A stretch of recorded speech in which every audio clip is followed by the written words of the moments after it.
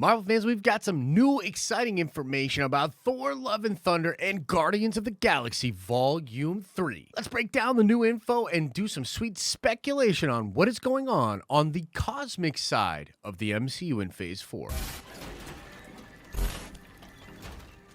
What is up, everybody? It's Josh coming at you from Nerd Ventures Tower. As per usual, smash a like on this video if you are super excited for Spider-Man No Way Home and all the craziness happening this week between Hawkeye, the rumors of a Doctor Strange post-credit scene in Spider-Man, our first tease of Multiverse of Madness. Yeah, man, Marvel fans are eating good, as the kids say, but I want to go over a couple of crazy things that just happened with regards to Guardians of the Galaxy Volume 3 and Thor Love and Thunder. Let's begin. First up, let's talk about this poster. This poster for Thor Love and Thunder. A quick little TLDR on this. We did do a TikTok about this poster. Yeah, I'm doing TikToks. It'll be linked below. Go check it out. I'm cool like all the cool kids now. But yeah, man, when this poster first sort of leaked out there on Saturday, pretty exciting stuff. I thought the poster was cool. I thought it was crazy how many people thought this poster was trash, including Taika Waititi. Taika Waititi came out and said, "This poster's so bad, I almost wish it was the official poster." And this was weird because, number one, he was saying, oh, this poster's bad, but it's probably what I would have done. But he was also sort of insinuating that the poster wasn't real. So a little bit of confusion. But here, if we look at this article on the Direct, they're saying they have confirmed this is a real poster, officially licensed. Update: the Direct has verified with merchandise supplier Pyramid International that this Thor Love and Thunder poster is an officially licensed product from Marvel. According to Pyramid, the poster was mistakenly distributed to a retailer too early and will be made available for purchase in 2022. And again, right here, you can see this right here. This is the tweet that Taika did right here where he says, this is so bad that I kind of wish it was an official poster. It's definitely what I would have done if I were in charge of posters. Hilarious, really funny, but again, kind of weird that he said this because this is officially licensed stuff. Now, I think what is going on here is that this is a poster made up of a bunch of different assets that were given to licensees to make posters for the film. This reminds me a lot of what happened with Avengers Endgame, where remember when we saw all those weird cutouts of the different characters, including Professor Hulk? A lot of people didn't know if it was real or fake when we saw that Professor Hulk asset, but that was stuff that came from Marvel that was usable by all of these different people when they went to go make like the back of toy packaging, like a poster or something like that. So it's assets that Marvel gives out to these people to then go on and create the posters. That's what I think you see going on here. And now that we know that it is officially real, there's some really interesting stuff in the poster that I want to go over. Okay, so first off, let's talk about this up here in the right-hand corner. You see Thor, and he's wearing like a jacket with jeans. And this, I think, is going to be very close to what he will be rocking in Guardians of the Galaxy, because I do believe he will be in Guardians of the Galaxy for at least a short time. And this is his more casual Thor garb, a little bit more rock and roll, a little less Asgard, a little bit more 80s, you know what I mean? So that in and of itself is pretty freaking cool. You also, of course, see Valkyrie riding a Pegasus, which is really cool. And then down here, you see what I believe to be the main sort of crew for the movie. And this down here is Jane Foster Thor. It is Odinson Thor. It's Korg, right? And if we go up here and we look at Mr. Korg himself, it's freaking awesome. He's got the ram's head on his belt. You know, there he is right here. He's holding some kind of weapon here. I think they're doing a version of the Thor core where he will have some kind of hammer or Asgardian weapon, which is amazing. But yeah, you see down here, you've got the crew itself. You've got Valkyrie, you've got Odinson Thor in his sort of new outfit here. You've got Lady Thor with Jane Foster, and then you've got Korg.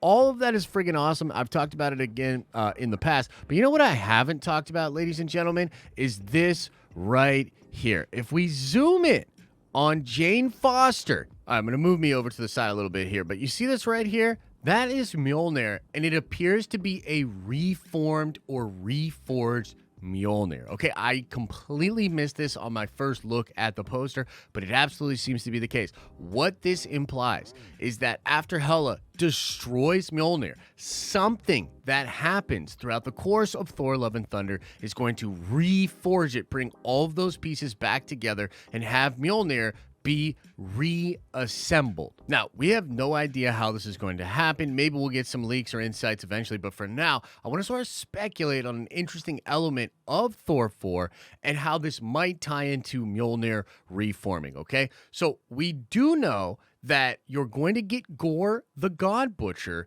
in this film. Okay, Gore the God Butcher has a weapon called the All-Black Necro Sword, which is very similar to the Necro Sword we see Hela use in Thor Ragnarok. Now, in the What If series, the Collector does mention the Necro Sword, which is, Hela's weapon in that show as well, meaning that, yes, it is a Necro Sword. It's been officially called that in canon. Now, what could be happening here is the fact that this Necro Sword is imbuing Gore with such crazy cosmic power, and he is going around to literally take out all of these different gods throughout the multiverse, or at the very least in the MCU, right? The 616 universe. Perhaps they take all of the pieces of Mjolnir, they go to where Eitri is, and they get those people on Neveldalir to reforge that. And perhaps that's what's going on with the weapon that Korg has as well. It is possible they reforge Mjolnir, they make a hammer for Korg, maybe they make a weapon or a hammer or a new sword for Valkyrie also. And again,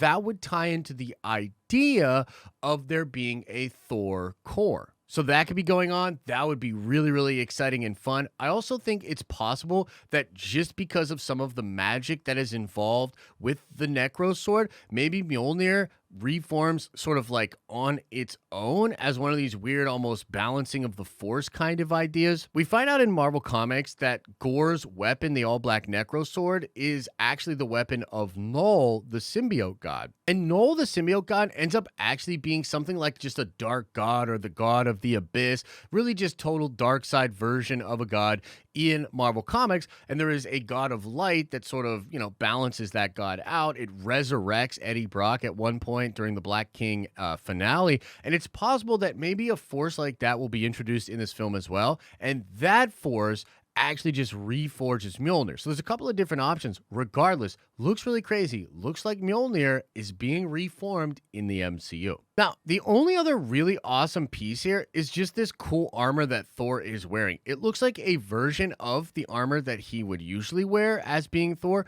but it does also feel very familiar to the Herald of Galactus Thor from Donny Cates' recent Thor run. This is a moment where Thor becomes the Herald of Galactus, along with having the Odin Force and Mjolnir. It's really crazy, and it kind of resembles that a little bit. So I would assume this is Thor after he gets some kind of power up, where he and the new Thor Corp that he's going to kind of have together, this team of people with Asgardian weapons, are going to go forth and fight Gore the God Butcher. So that's freaking crazy, super wild. I'm excited for this movie. I think the poster looks dope, and I think it teases out some really crazy things to come. So let me know what you think about that in the comment section. But let's shift into Guardians of the Galaxy Volume 3. Crazy reports out there. And after that, we'll talk about how these two films likely connect in showing us more of the cosmic side of the MCU. Okay, so here we go. Here, I'm reading this on Murphy's Multiverse. It was all over the internet the other day. It says here, rumor, Guardians of the Galaxy Volume 3 to feature the High Evolutionary as its main villain. Down here, it just kind of gets into the meat of it. It says here, Casey Walsh, who is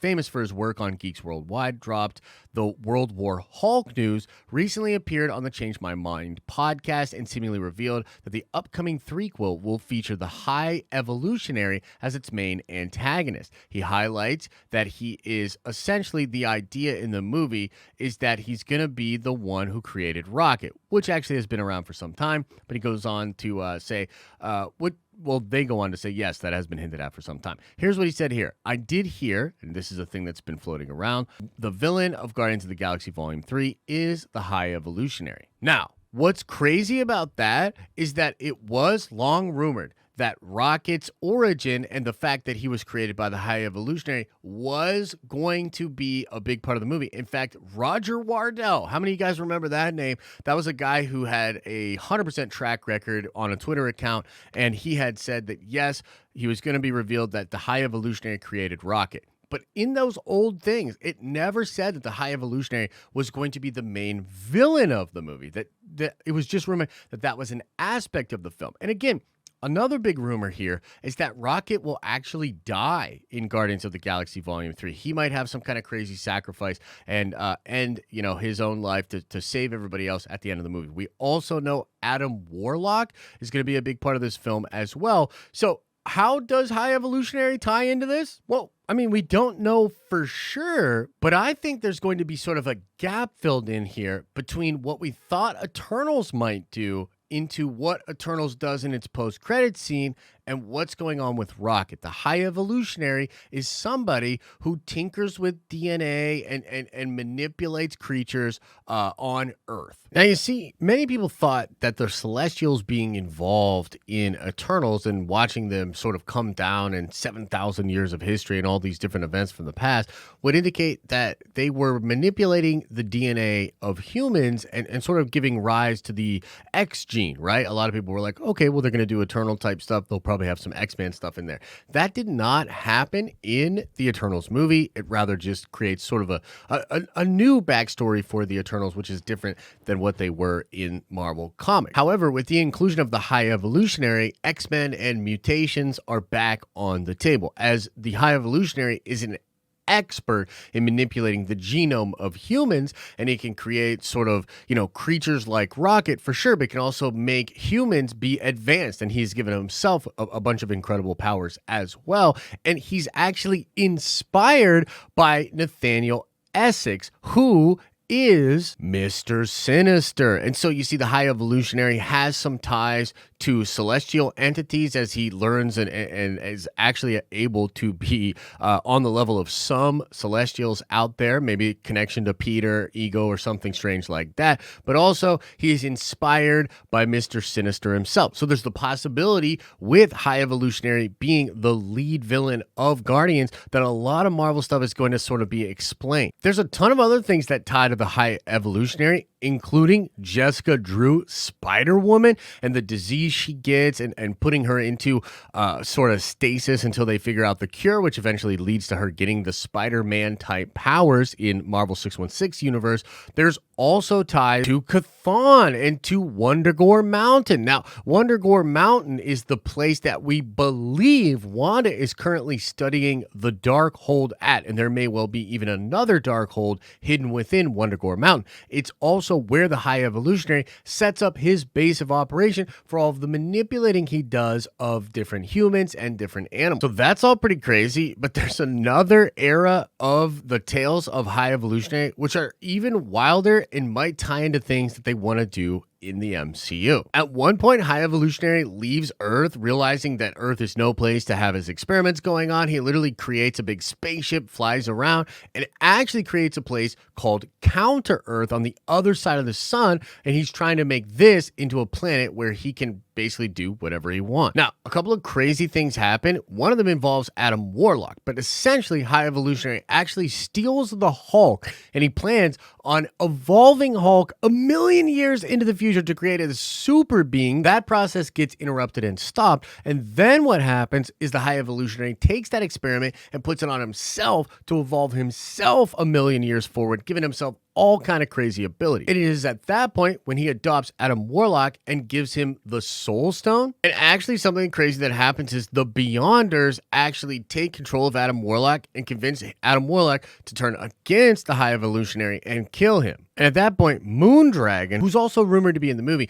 resurrects the High Evolutionary, and then the High Evolutionary comes into contact with the grand scope and power of the Beyonders, and he loses his mind. And from then on out in Marvel Comics, he is crazy. Now, you probably know where I'm going with this, but this seems like a big old setup to get to Secret Wars from Jonathan Hickman, as the Beyonders are those same beings that shut off all of the universe, start destroying everything, leading to the Convergence, leading to Battle World, Doctor Doom trying to save everything. You've probably heard me talk about this a lot. With the High Evolutionary being the main villain, with Adam Warlock being a big part of the film, and the fact that Rocket will known to be created by the High Evolutionary, I'm just seeing the possibility of High Evolutionary doing his counter-Earth thing, taking Adam Warlock from the Golden People, doing his own thing there, and then evolving himself a million years ahead, becoming very, very powerful, and then the Beyonders getting involved, and us possibly getting our first tease ever of the Beyonders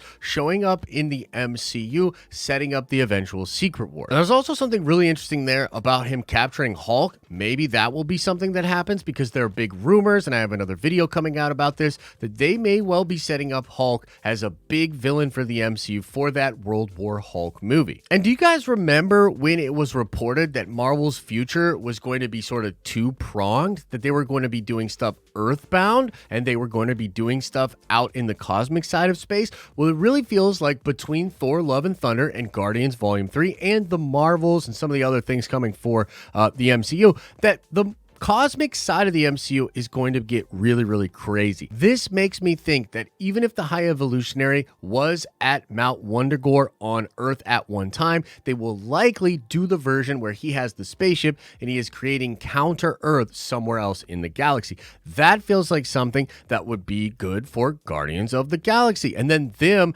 having Adam Warlock in the movie and Moondragon being involved in the movie, or at least rumored to be involved as well. I wouldn't be surprised if you see that crazy sort of ending that happens where the High Evolutionary is trying to set himself up with all this crazy cosmic power, evolving himself a million years into the future, and then having the Beyonders step in. This would be a brilliant and crazy type of film, perfect to see James Gunn doing wild, wacky stuff, perhaps more of an explanation of what's going on with Ego, what's going on with the Celestials, what's going on with the Eternals, what's going on with the cosmic side of the universe, and leading us into a big tease of the Beyonders, the people in power that is beyond everything, the thing that I believe Kang is afraid of. Crazy stuff going on with Thor and Guardians of the Galaxy Volume 3, where I think it could be going, and some interesting teases out there from Marvel Comics. Let me know what you think about all of it and more in the comments section below. Like this video if you liked it, subscribe to our channel, see more of our content pop up in your recommended feed. Go check us out on TikTok, where we do a ton of fun little videos. Check out the podcast, which will be linked in the description below. We have great conversations with other awesome people in the nerdy space. And as I always say, I hope you're having an awesome and a nerdy day, and I'll see you